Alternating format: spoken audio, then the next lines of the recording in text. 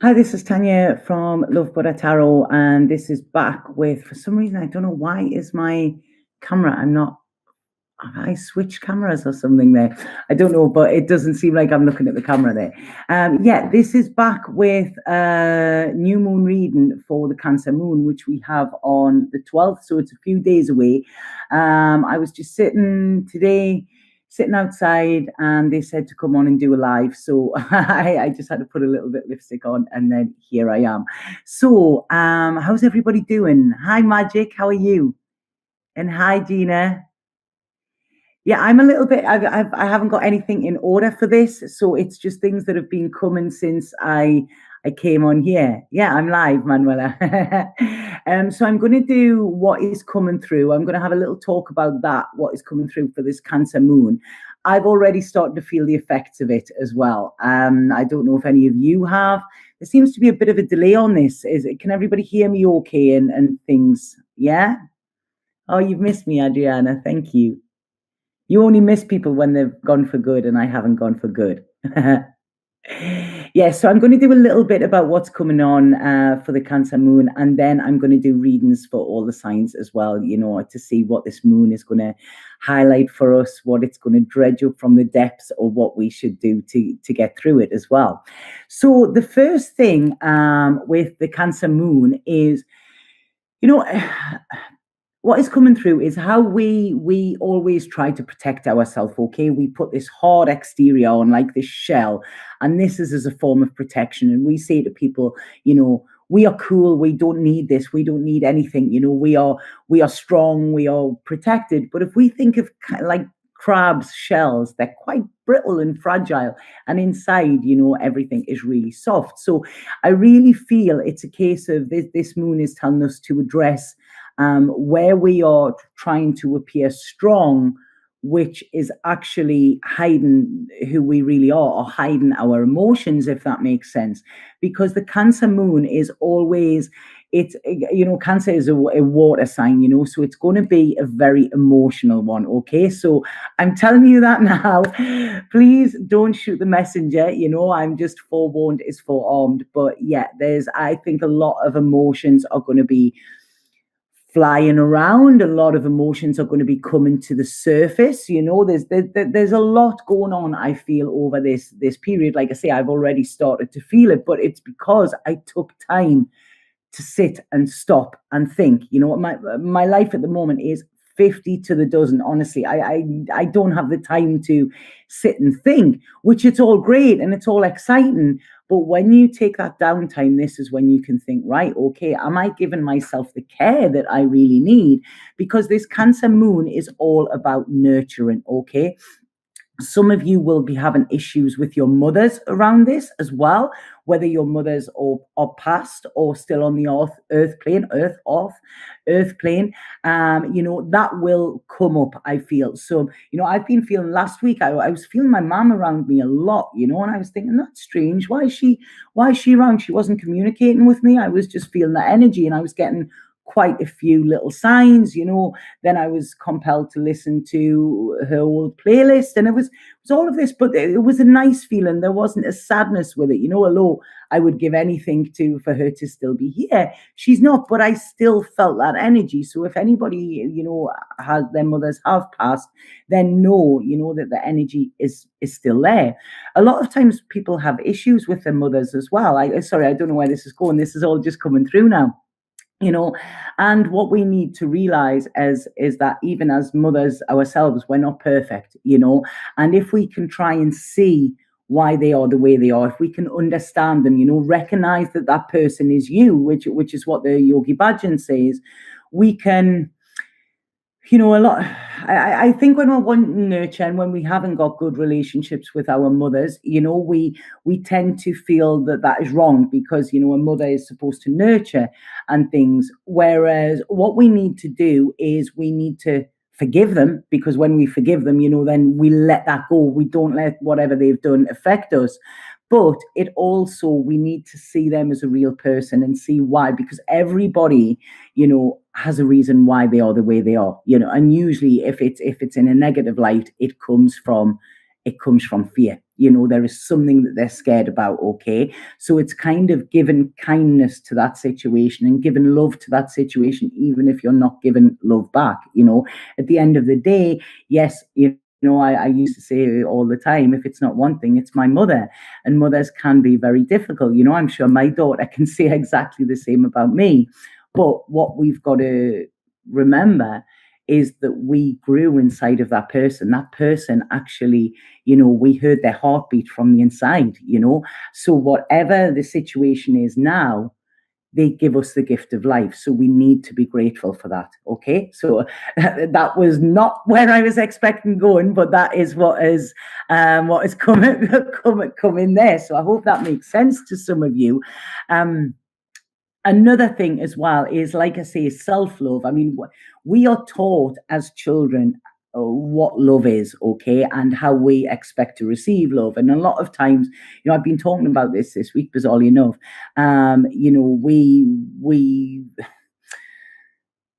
We hang on to the old story, okay? This is it. We all hang on to our old stories. And if somebody was quite a sickly child, a lot of times within their adult life, they will have illness or they will manifest illness because that is where they get their comfort, if they're ill.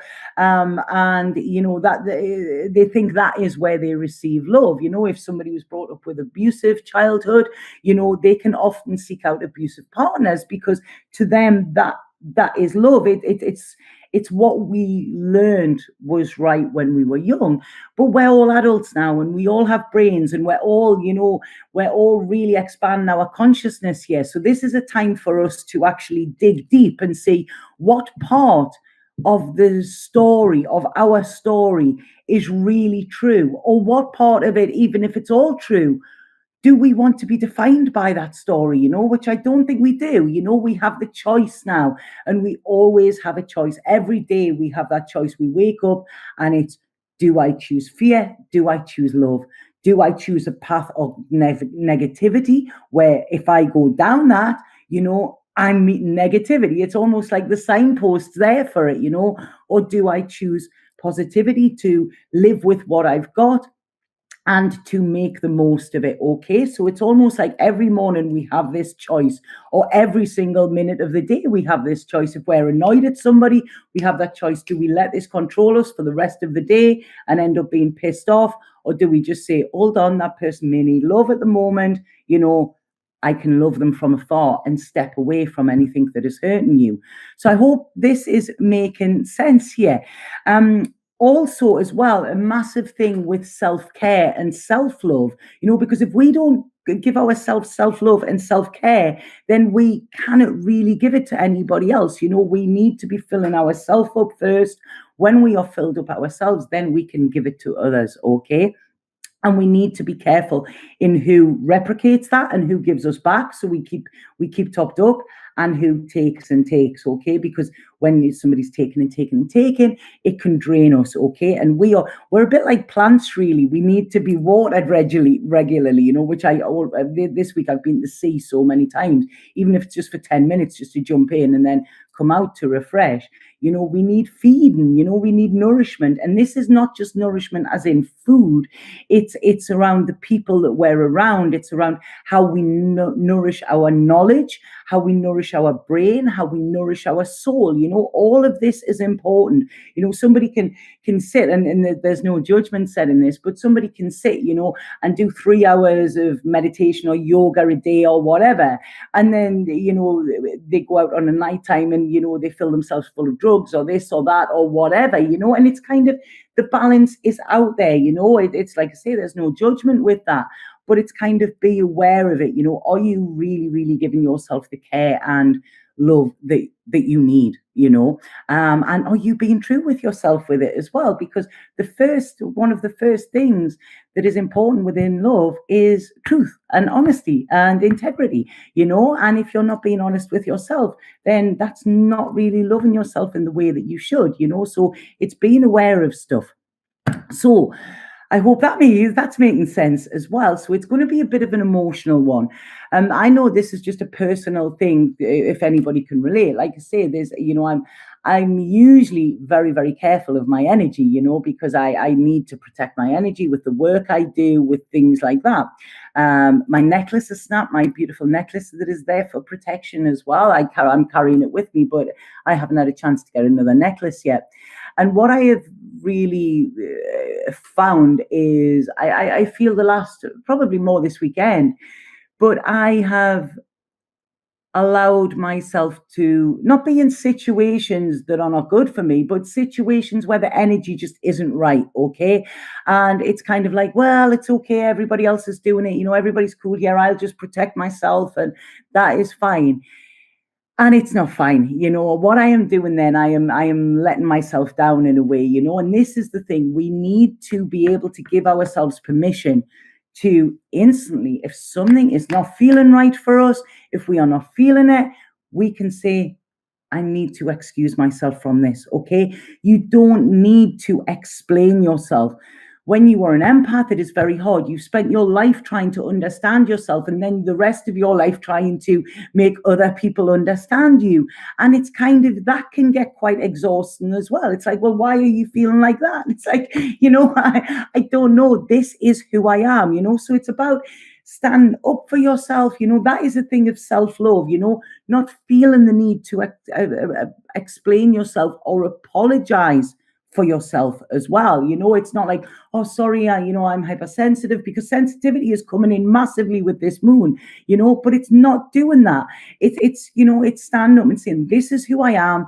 It's not a personal thing, but I need to be away, or I need to recharge, or I need to give myself some self-love. I didn't even realize, this is, the more I'm talking here, the more it's coming. The last, I would say, maybe week or so, I've been drinking chocolate milk. I don't drink that stuff, I really don't, but it's really this child nurture. The other day I'd said, you know what, I just want somebody to put me in a blanket and carry me up to bed and tuck me in, and I'm feeling that need for this. I hope, I don't know if anybody else is feeling that, but I'm really feeling the need to be comforted, to be safe, to allow that inner child out, and to say to them, it is safe for you to be you as well. Very strange, this place. It's almost like I'm regressing back to childhood and seeing it. It's like having a deja vu moment, but with knowing what I know now. So there's a lot of strange stuff which I may talk about one day, but not today, because this isn't about me. Okay, so I'm going to check what everybody's saying here, because when I'm just rabbiting there, they're giving me stuff to talk about. You look elated and aligned. Oh, thank you, Gina. I feel it. I'm a little bit tired at the moment, a little bit, not tired as in I haven't slept, but I'm a little bit energetically tired, and that is, I'm taking today to actually get myself back on track with that. Yeah. Right. Okay. Just chatting at the moment. I did that with two different people.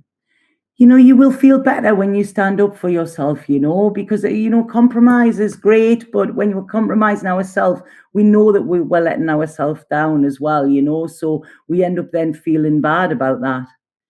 The necklace I wear for my protection is a Aura Verde necklace that I use, just learning. Okay, so it's Aura Verde. It's a beautiful necklace. It's very special to me. Yeah, we nurture ourselves to be true to our true authenticity. That's it. If we're not true to ourselves, we cannot be true to other people. Yeah, so other people are feeling this as well, yeah? Hi, Haley. It was great to connect with you the other day, Haley. It really, really was. Right, okay, so what am I going to do now? I'm going to have, this is iced tea, by the way. It is not alcohol. Because I'm really feeling that as well. I said yes, I'm gonna have a little break. I don't drink a lot, but I have been drinking more alcohol than normal, and I'm gonna have a little break, because not that it's anything wrong for me, but it's just I kind of I'm not feeling it at the moment.